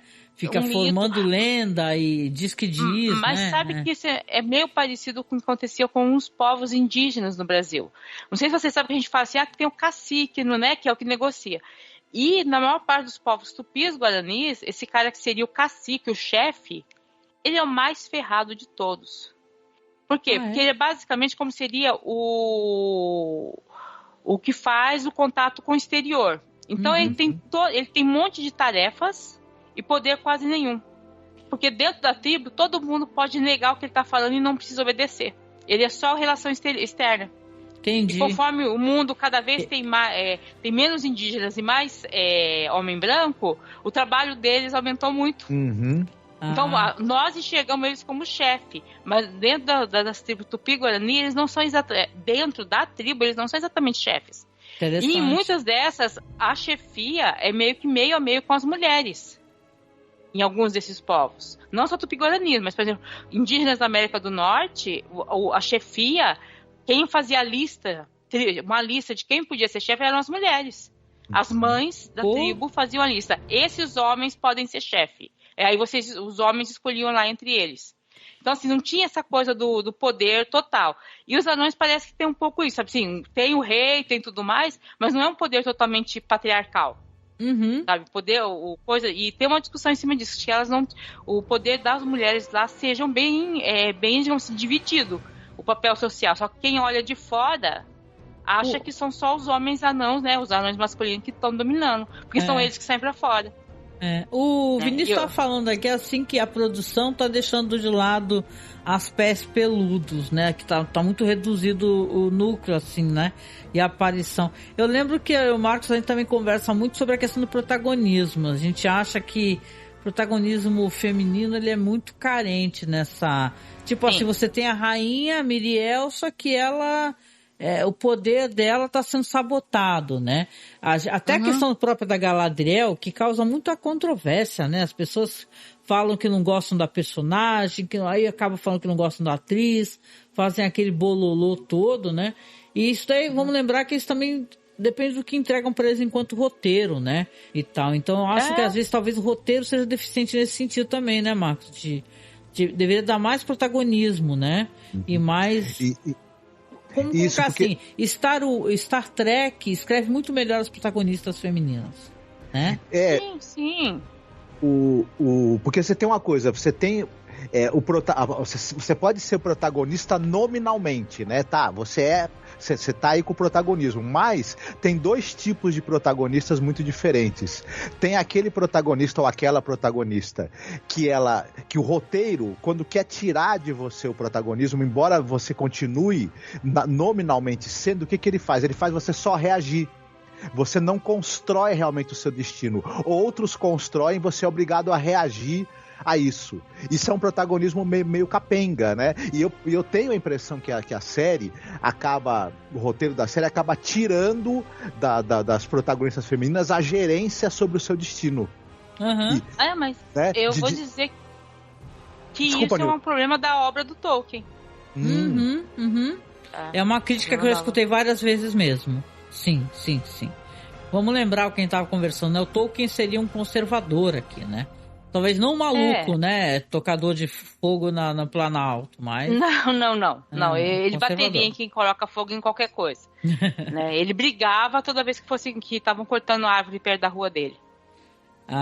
Ele brigava para não cortar. Assim, sobre as pés peludos, Vinícius, eu acho que, não sei, assim, não tem mais um núcleo exclusivo das pés peludos, mas as que tem, eu acho que até estão bem, entendeu? Que as duas hobbitzinhas lá, agora eles acharam... A Paula e a Nori, né? E a Nori, e agora elas acharam um outro nível, um outro tipo de hobbit, que são os grados. Então, só que, por exemplo, esse episódio não teve eles, então não deu pra ver. Então, acho que elas até estão bem representadas. Mas a obra de Tolkien não tem. E outra coisa, ele meio que de propósito que ele fez isso. E não é uma questão de machismo. Ele queria escrever uma história de aventura no estilo medieval. No estilo medieval, que é os cavaleiros medievais. As mulheres estão lá para ser resgatadas. Pois é. Sabe aquela história? Então, a obra dele foi construída para ter um pouco essa estrutura. Então, até tem uma ou outra mulher que luta, mas o que tem mesmo é a mulher que inspira, é a Rosinha do Sam, que o Sam fica suspirando por ela para chegar no final. É a elfa que o Aragorn precisa ter um reino para daí conseguir ter a mão. Aí só tem uma guerreira, que é a Elwin. E mesmo assim, ela é guerreira, mas toda hora estão mandando ela fazer outra coisa e cortando o barato dela. Né? Porque a estrutura da obra dele é para isso. Tem uma ou outra mulher com mais ação, mas ela é para ser uma estrutura medieval, de conto medieval, de que os homens vão à luta e vão à guerra. É isso. E os roteiristas tentam atualizar. Quando fizeram o Hobbit, colocaram uma elfa lutadora que se apaixona por um anão. Meu Deus do céu, que foi horrível aquilo, gente. Então, fica difícil a mina do Lost. Do Lost, não. Aí era a elfa bonitinha, apaixonada, o triângulo amoroso do Legolas, da mina do Lost e do anão gostosinho. O anão de pouca barba, gente do céu. O anão gatinho, ele era o gatinho, ele seria hoje gatinho, em dia tinha pouca barba. O anão, sei lá, influencer, gatinho. Mas é o anão que não era narigudo. Anão, se não for narigudo, pode. Cada nariz feio no núcleo dos anões que é nariz de respeito, cara. Então, O Vinícius fala aqui que o Durin e a Giza, né, são os atores que têm maior química. Eu acho que justamente por não ter tanta coisa sobre a sociedade dos anãos, eles puderam trabalhar melhor o texto. Porque tudo o que eu falei é uma especulação em cima do que seria. Não tem um texto muito escrito explicando direito como é que é a sociedade dos anãos em relação às mulheres, sabe? Em relação à Rena. Então, eu acho que por isso eles conseguiram fazer aquele núcleo daquele jeito. Ficou ótimo. E o texto ficou melhor. Então, porque qualquer coisa que você colocasse ali, não estaria, sabe? Tinha que ter o Durin rei, tem que ter o anel corrompendo. Mas se a família é a mulher que manda, isso não tá escrito em texto nenhum. Então você poderia fazer um texto melhor. Eu acho que é por isso que eles conseguiram fazer um texto que a gente se identifica. Porque eles puderam mexer melhor. Né? Os atores têm uma coisa melhor para trabalhar. Porque se o ator não tem uma coisa boa para trabalhar... eu sei porque eu tô vendo uma série atualmente chinesa, coreana e tudo mais, eu vejo o mesmo ator numa série é horroroso, na outra ele é ótimo. Aí você olha o texto de uma e o texto da outra, você fala, não tem como, né? O texto é ruim, não tem o que salve. Texto ruim, nem a Fernanda Montenegro salva. Você pega as primeiras novelas da década de 70, tem umas que você olha o que é isso. Entendeu? Era aqueles textos horrorosos, não tinha nem ela salvava. É verdade. E aí, vamos finalmente, gente? Já estamos 1h20? Vamos lá então. Então, Marcos, começa você aí, então dá suas palavras finais aí sobre o episódio aí, suas expectativas para o próximo. Não, eu gostei do episódio, eu me conectei com os dramas ali que estavam acontecendo, sobretudo, né, os dramas envolvendo os anãos e depois lá a forja, né, então eu gostei, ainda estou na expectativa para saber como é que vai ser essa, talvez, né, pacto Galadriel e Eidar, que eles prometeram de certa maneira que a gente iria saber agora nesse episódio, vamos saber talvez só no próximo. Além da expectativa relacionada a esses dois núcleos, que para mim tá bem alta, que eu quero muito saber o que vai acontecer nos próximos episódios, tá se desenhando ali, com o avanço dos orcs em direção a Lindon, acho eu o cenário para tal grande batalha que vai acontecer nessa temporada, que também estou ansioso por ela. Então é isso aí, né? Faltam 3 episódios, né? Então a coisa tá esquentando. Tá.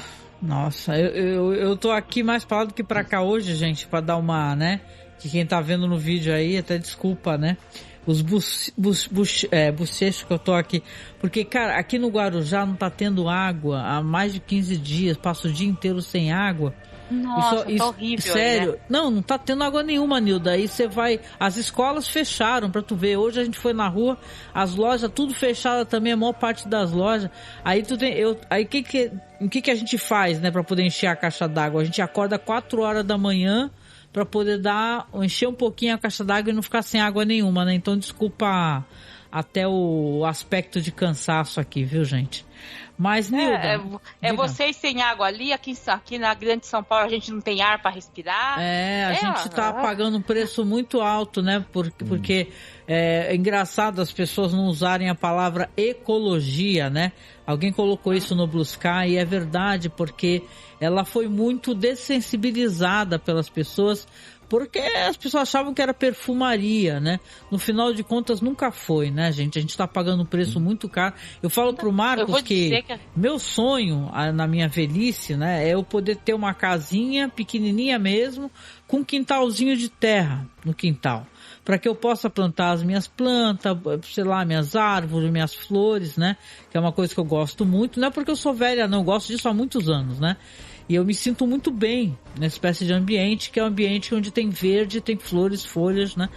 E não é um luxo, não deveria ser um luxo, né? Mas pode ver como é uma coisa... Desculpa até trazer essa pequena... É uma coisa tão insidiosa e cruel que convenceram o pobre a não ter uma qualidade de vida, não ter uma árvore no seu portão, não exigir que tivesse uma árvore na sua rua, né?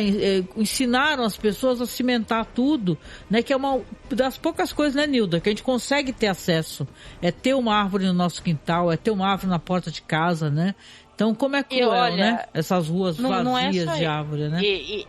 Eu tenho muita coisa sobre isso, mas eu lembro até hoje, quando a Marta Suplicy foi prefeita de São Paulo, sempre tem sempre quando tem prefeito, tem discussão sobre o plano diretor da capital. E as imobiliárias fizeram pressão, e eu lembro assim, de vários analistas no jornal falando, não, essa mudança, porque a lei obriga que tenha 10% da área de terra que não pode ser cimentada, que não pode ser coberta. A lei obrigava. Não, porque se você tirar essa obrigação, o preço dos imóveis vai baixar, porque daí vai poder construir sobre uma área maior. O preço dos imóveis não baixou, todo mundo agora pode cimentar 100% de qualquer área. Isso piorou a situação. Isso já faz o que a gente... Eu lembro dessas coisas. Eu lembro que a gente tinha um código florestal na década de 80 bom. E foram tirando parte. Mas assim, não só isso, muitos direitos nossos estão tendo tirados. Aos poucos estão convencendo a gente de que tirar esse direito é bom, né? Eu fico horroroso. Eu vejo gente estão tirando. Não, agora estão discutindo nos Estados Unidos que mulher não deveria votar. Pois é, tá? Né? A discussão é a gente permite que essas discussões aconteçam sem que a gente possa meter a mão na fuça, né? De quem chega, né? E se fala, você mete a fuça errada, é você. É.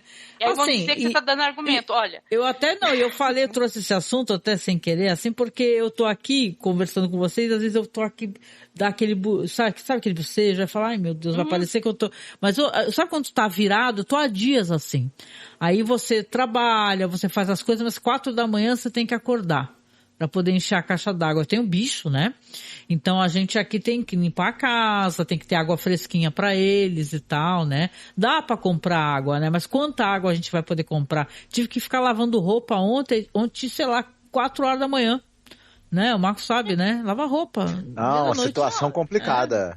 E aí, a Sabesp, eles não tinham que dar caminhão-pipa quando é assim, né? As escolas aqui no Guarujá tá tudo fechando, gente. Não vai ter aula amanhã, não. Né? Eu moro na periferia da Grande São Paulo. Eu moro na cidade da Grande São Paulo.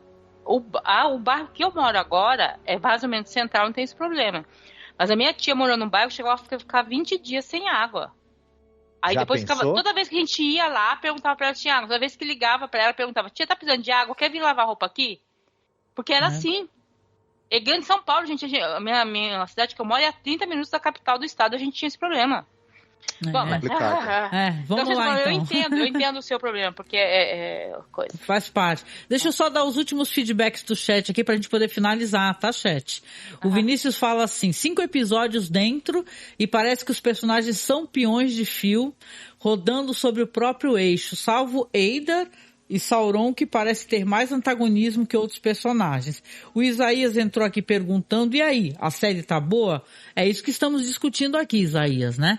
E tal, né? Até recomendo, se você quiser escutar os podcasts desde o princípio. Veja bem, tem pontos positivos e negativos, e respondendo para você, né? Eu tenho gostado, mas veja bem, eu sou uma pessoa que eu sou visivelmente maluca por Tolkien, então eu tenho uma certa facilidade em tentar compreender certas coisas. Para quem não gosta muito, não dá bola, ou se interessa por fantasia, mas nunca deu muita bola para os livros e tal, talvez se incomode, não sei dizer. O Vinícius também fala que o preço está muito alto e muito rápido. Eu não sei exatamente do que. Mas o Isaías, ele responde pro Isaías, fala assim, eu tô me divertindo porque amo produção de capa espada e essa é muito bem produzida apesar do roteiro. É mesmo, né? Tem um caminhão de dinheiro.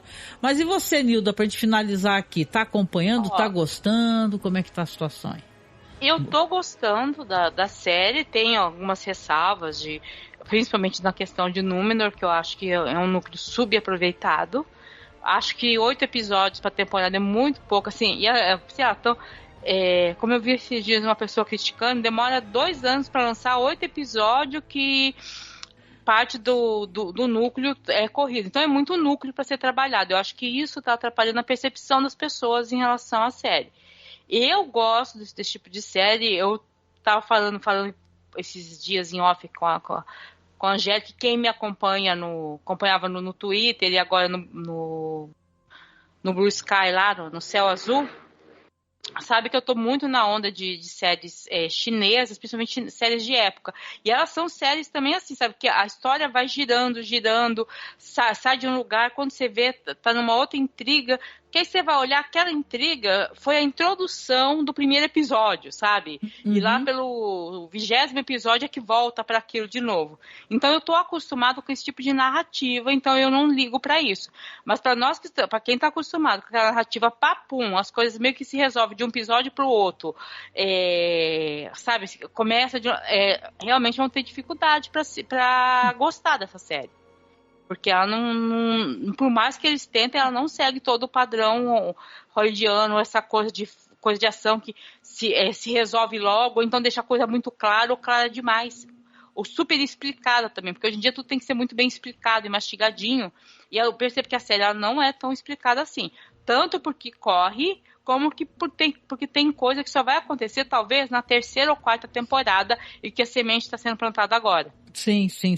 Né? Então vai ter gente que vai demorar vai reclamar, porque onde a Civil terminou e não resolveu aquela questão. Puta, reclamaram Teve muito coisa disso na primeira temporada que só foi resolvida agora. No House of the Dragon reclamaram muito, Nilda, que terminou meio assim, presta tudo acontecer, acabou a temporada, daqui então, a 2 anos eu volto. Então, agora, por exemplo, a questão lá daquele mago, né? Na primeira temporada era aquelas criaturas misteriosas, né? Aquelas magas que ninguém sabia o que era e que terminou sem explicar. Só foi ser explicado agora. E mesmo assim não está 100% explicado. E só vai ser explicado mesmo talvez na 4ª temporada que aquilo vai terminar de ser explicado. Né? O Vinícius está perguntando qual que é teu Blue Sky, Nilda. É Nilda Alcarinque mesmo. Tá? Eu tô seguindo ela lá, mas eu coloco lá depois para você, Vinícius. Pra todo mundo seguir a Nilda, com certeza. Gente, o endereço tudo meio no Blue Sky, tem que ter BSK, né, oficial, umas coisas assim, né? Eles ainda não fizeram um nome mais friendly, né, mais simpático, né? Tá muito, né, blá, blá, blá, blá, blá. Acho que depois vai alterar, né? Eles já estão mexendo. Do que era desde quando foi inventado já melhorou pra caramba, né? Já tem vídeo, eu já até postei vídeo. Essa semana colocou vídeo, foi aqui eu acho que aí vai ser o que vai fazer o povo ficar lá de vez, porque o povo tava sentindo muita falta de postar meme, sabe? Olha, eu gostei muito, meme gente, vídeo. Né, falando sobre isso, que lá é um ambiente que ele é muito... se você denuncia, o perfil cai mesmo. Se a pessoa ficar xingando, ofendendo, praticando crime e tal, o perfil cai, né? Eu não digo que vai continuar assim, que eu acho sempre meio complicado em relação... Só que, o Twitter, antes dessa coisa, não dava mais. A cada 3, no máximo 4 tweets, tinha uma propaganda de tigrinho, gente. Não tinha mais como você navegar naquilo lá. Não tava mais dando pra navegar. E o pessoal fala também que tá tendo... tá tendo acesso às suas publicações. Porque antigamente, eu nunca fui um perfil muito grande. Meu perfil sempre foi pequenininho, né? Assim, eu acho, pelo menos, no máximo que eu tinha era 2.000 pessoas, né? Mas assim, lá quase ninguém visualizava minhas publicações. Agora as pessoas que têm perfil grande mesmo, aí eles falavam assim, agora eu tô reparando que realmente pessoas viram o que eu postei. Porque parece que o algoritmo lá não entregava, gente, né? Agora no Blue Sky não entrega, você consegue visualizar, os teus seguidores vão ver sua publicação. Isso é importante, né, Nilda? Não, mas isso mudou, porque era assim quando eu entrei no Twitter há 13 ou 14 anos atrás, entendeu? E foi mudando com o tempo e com o Musk pior de vez, entendeu? Tá? Zoou tudo. Zoou de vez. Então, antes tinha uma entrega que deixou de ter. Dá pra perceber isso. Mas isso não era só lá. Por exemplo, o Facebook, quando começou, tinha uma entrega que depois eles cortaram. O YouTube também tinha uma entrega que depois cortaram. Então, assim... O Facebook tá insuportável de propaganda também. Um dia o Blue Sky vai fazer isso também, gente. Vai chegar um dia que eu, sinceramente, vou sair de todas as redes sociais, viu? Vocês só vão me encontrar por e-mail, que eu sempre estive lá e sempre estarei. Essas plataformas começaram todas como redes sociais. Depois viraram redes de comércio. E antissociais também, né? E antissociais, né? Deixa eu só para finalizar aqui, minha gente, porque a gente daqui a pouco tá em 2 horas, sério. Eu só quero ler aqui o Vinícius escreveu pra gente, aqui ó, sobre quem tá falando sobre ecologia, né, reurbanização. Ele fala assim, reurbanização no Brasil virou em cimentar tudo. Me pergunto onde surgiu essa onda? É unânime, mais um parque público em São Paulo e o projeto mostra área desarborizada e cimentada. Aqui do lado de casa, Vinícius, uma praça linda. Teve um corte de árvores assim brutal, sabe? Brutal, de nível cortar árvore e ainda tocar fogo no toco. É de uma ignorância, é chocante, né? Viver no mundo que a gente vive é difícil, viu? Duas cidades. Uma cidade que eu conheci há uns 20 anos atrás, acho que até mais, que era Porto Alegre e depois Curitiba. Eram cidades modelos ecológicas, tinham parques e árvores até demais. E em Porto Alegre já faz mais de 10 anos que a denúncia de que só cortam árvore. O maior parque, mais tradicional parque da cidade, que é o Parque da Redenção, teve uma parte cortada para cimentar e transformar em estacionamento. Que horror, inaugurado como progresso. Curitiba, ela tinha sabe isso que estão falando agora de cidade esponja da China, que todo mundo está falando que é um modelo? Curitiba tinha isso. Curitiba criou vários parques onde era aquele local que enchia em época de enchente. Eu já fui 2 vezes em Curitiba, é assim mesmo.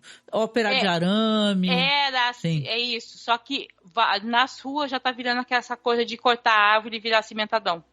Sabe assim, então, a ignorância e a burrice pura dessas pessoas, né? Porque vamos ser bem sinceros, né?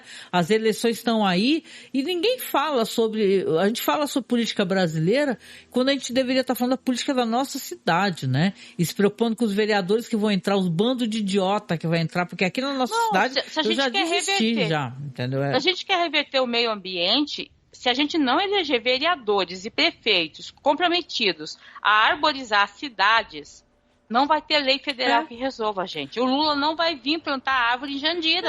É claro. Ele não vai arborizar o Guarujá. Porque isso... Entendeu? Nós temos que eleger e falar assim, olha, a gente quer que põe árvore aí para as crianças. A gente quer que põe árvore para diminuir. Então, se a gente não cuidar agora... Porque o pessoal, às vezes, deixa de lado o municipal, mas...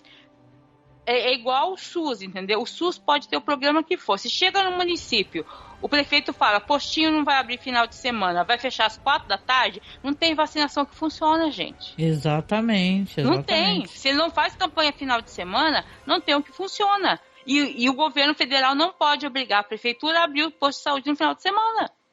Ele não tem essa ingerência, né? Ele não tem essa ingerência. Isso quem tem que brigar é a gente. É o que dizem, gente, política, pra gente poder finalizar aqui, né? Como a gente está falando dos Anéis de Poder, os problemas aqui, né? Que eu sempre achei que o mundo da fantasia, ele reflete os problemas que a gente tem no mundo real, óbvio, né? Então, se você tem aqui desmatamento, apareceu as entre-esposas, né? No episódio anterior. Então, você vai ter isso, reflexo do mundo, né? Então, a gente tem que refletir política sempre no seu quintal. O pessoal fala assim, você começa a ver primeiro o seu bairro, aí você vê sua cidade, aí você vê, sabe, você vai amplificando que nem ondas, né? Não adianta você só discutir, o Lula, o fulano. Não, você tem que discutir a tua cidade. Entendeu? Porque na tua cidade, na minha aqui, eu vou ser bem sincero, a gente tem até medo de falar porque aqui tem uma violência política fortíssima, nível de gente que mata e manda matar mesmo, se você falar contra qualquer político, é sério. Então eu não converso sobre política da cidade aqui a cidade é muito perigosa, eu só lamento que a nossa cidade é famosa por ser a pérola do Atlântico, virou um verdadeiro inferno na Terra, né? Aqui é uma cidade tenebrosa, entendeu? Gente que entra e sai da política sem fazer nada, entendeu? Então é bem problemático, mas vocês que estão nas suas cidades, votem conscientemente, votem, principalmente quem não é negacionista climático, viu? Isso daí é terrível. Para finalizar aqui, poder me despedir, só, Vinícius, eu vou ler aqui as suas últimas considerações aqui. Ele fala que ele sente saudade das séries que tinham um plot definido em cada temporada. Hoje em dia aparece sanduíche de frango com tudo dentro. Falta foco. Eu não falo só de Anéis do Poder, concordo. Ele fala também aqui, eu tô muito feliz no Blue Sky, sobre quem tá falando. Consigo interagir com as pessoas que eu gosto e sinto zero saudade do Twitter. Eu também, Vinícius, só volto pro Twitter pra, cancelar minha conta. E por final, aqui ele fala que as eleições polarizadas para presidente contaminaram as eleições municipais. Olha isso, Nilda, ele está certíssimo. Sim. Candidatos prometendo o que não são de sua alçada como prefeitos. Exatamente, gente. Volta para a escolinha. Quando vocês tiverem, compartilhem informações básicas. O que faz um vereador? Porque tem gente que não sabe. E o vereador, não é só isso. E o vereador chega lá, fulano, eu vou fazer um negócio que é bagulho do governador. Ele tá falando que vai fazer na cidade. Não é isso. O cara vai pro debate vereador, ou então pra propaganda de vereador, falando, porque a gente não pode deixar o Brasil virar uma Venezuela. Moço, eu quero saber do asfalto na rua. Na minha rua. Eu quero saber das árvores, da pracinha, do parquinho pras crianças. Eu quero saber se você vai ajudar junto com os outros vereadores, a arborizar a nossa cidade para ter qualidade de vida. É isso que eu quero saber. Não quero saber da Venezuela, não, entendeu? Se vai virar Venezuela ou não. Gente, a não ser que você more no município que faça divisa com a Venezuela não interessa pra mim. Não interessa o Trump pra mim, não interessa a Kamala pra mim. Aí você vê o Nicolas Ferreira, a Kamala, né? Você vê o Nicolas Ferreira, deputado, sei lá, estrangeiro, vivia mais fora do exterior do que não sei o quê. Então, a gente tem que ter consciência política, porque isso tinha que ser ensinado nas escolas, porque senão você vai ser sempre enganado, a gente vai estar sempre discutindo coisas, e sim, tem que discutir para onde vai a política do país, quem é que está na nossa presidência, na nossa Câmara, tudo. Mas se você não se preocupa com a sua cidade, você vai estar sempre refém que o Brasil é isso, né, Nilda e Marcos, né? É um monte de prefeituras gastando que pode, que não pode, em show do Gustavo Lima, e tu não tá nem sabendo. Quem não viu, o Gustavo, e isso tem relação com o agronegócio, tá? As cidades que mais pagaram percentualmente valor de show pro Gustavo Lima são cidades do Centro-Oeste, onde tem um agronegócio. O Wesley Safadão. E assim, tem uma cidade lá que 50% do orçamento de cultura foi pago no cachê dele. Não, e tu viu? Eu até recomendo, gente, né? Nós estamos aqui, todo mundo gosta de podcast aqui, né? Que tem um podcast do UOL Prime, que ele é o cara até que estava no Foro de Teresina, né? O José Roberto de Toledo.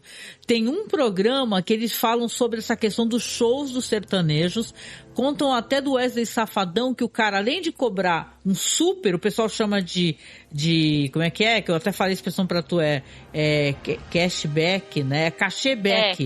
Cacheback. Por quê? Porque o cachê é super faturado, um valor absurdo, né? Que sai até da saúde, da educação dos municípios pequenos.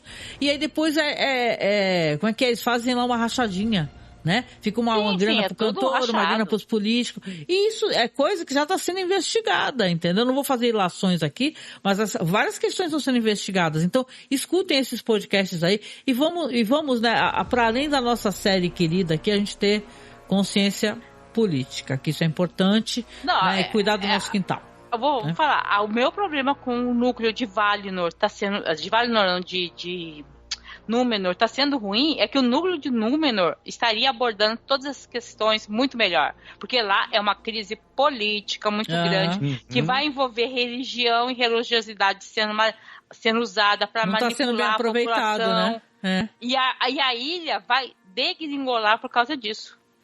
Olha totalmente só, né? Por causa e criando, já teve nesse episódio foi pequeno, mas teve intolerância religiosa, que a polícia chegou lá e derrubou todas as coisas de um templo. Sim. Não existiam templos em Valinor, isso é errado segundo a história. Mas eles mostraram uma coisa ali, intolerância religiosa. O meu problema é que é tão corrido aquilo lá que não dá nem para mostrar direito a parte que seria interessante, que é a luta política ali interna. E você não consegue se sensibilizar com os personagens tanto quanto deveria. É isso, pra mim o maior crime é esse. Eu queria poder me importar, né? E eu não me importar é péssimo, né? Mas, gente, obrigada. A gente já demorou até um pouquinho aqui, mas não tem problema, né? A gente acabou falando coisas importantes. Espero que nossas vozes alcancem, né? As pessoas tanto quanto a gente gostaria. Eu quero agradecer a todo mundo no chat, que apareceu tanta gente boa, maravilhosa, comentando. O Marcelo Fernandes, que lá do Texas, gente. Eu até brinquei com ele no começo, aqui, desculpa as brincadeiras, né, Marcelo? Né? E falou assim, tá tranquilo, não tem problema, né? É que a gente, às vezes, nossas percepções, né? Elas ultrapassam, né? E eu tenho uma colega minha que ela viajou várias vezes para Utah, né? Utah é uma cidade que tem muito Mormon, né? e tal. Então, é o berço. É o berço, é uma cidade cheia de Mormon. E eu também tinha uma percepção de lá que eu falava, gente, como é que pode, né? Na época ela tava até saindo com o Mormon também. Mas tu ia ver, o cara era super de boas, nem parecia Mormon nada. Eu já tinha largado a religião, sei lá, não é da minha conta. Mas de qualquer maneira, né? Eu quero agradecer a todos aqui, o Marcelo que veio comentando, o Rafael Cabral, a Vanessa Costa. Opa, saúde, hein? Tupi. Opa, Marcos espirrando em cima do bagulho, malandro. Rafael Cabral. Cuida que pode ser essa fumaceira toda, a fumaça de Mordor que veio pra cá. A fumaça de Mordor. O Gui Ru também comentou, Augusto Ganzerti, deixa eu ver mais, Vinícius Barbosa que comentou bastante com a gente aqui. E também a gente teve aqui o Isaías Rosa que apareceu perguntando se a série tá boa. Adorei. Gente, se cuidem, obrigada. Isaías falou que o papo foi legal. Obrigada, Isaías, né? E a gente se encontra então no próximo programa, lá no próximo domingo, provavelmente. Quarta-feira a gente volta a fazer lives aqui, tá? Porque a gente tá se preparando para uma grande gravação aí, mas a gente vai estar aí na quarta-feira fazendo live, então não deixe de se inscrever no canal. Eu agradeço a todos os colaboradores, porque a gente tem colaboradores que nos ajudam. Hoje mesmo a gente já recebeu o Pix de gente ajudando para poder pagar. A gente está resolvendo devagarinho as questões do site, né? Peço muito para vocês assinarem Cineclube da Masmorra, porque esse feed ele tá todo completinho, com todos os programas, porque a gente teve aquele erro fatal, sabe, no Masmorra Cine, né? Então não deixem de acompanhar. Eu vou postar nos dois feeds, tanto no Masmorra Cine como no Cineclube da Masmorra, essa versão em podcast, mas não deixem então de se inscrever e de assinar. E obrigada, Nilda, Marcos, fiquem mais 2 minutinhos aí para poder me despedir, e a gente se encontra então no próximo podcast, gente. Beijoca pra todos. Beijo, Vinícius. Beijo. Um abraço. Ótima semana a todos. Fiquem bem. Bom descanso, bom restinho de domingo. Beijoca. Tchau, tchau. Tchau.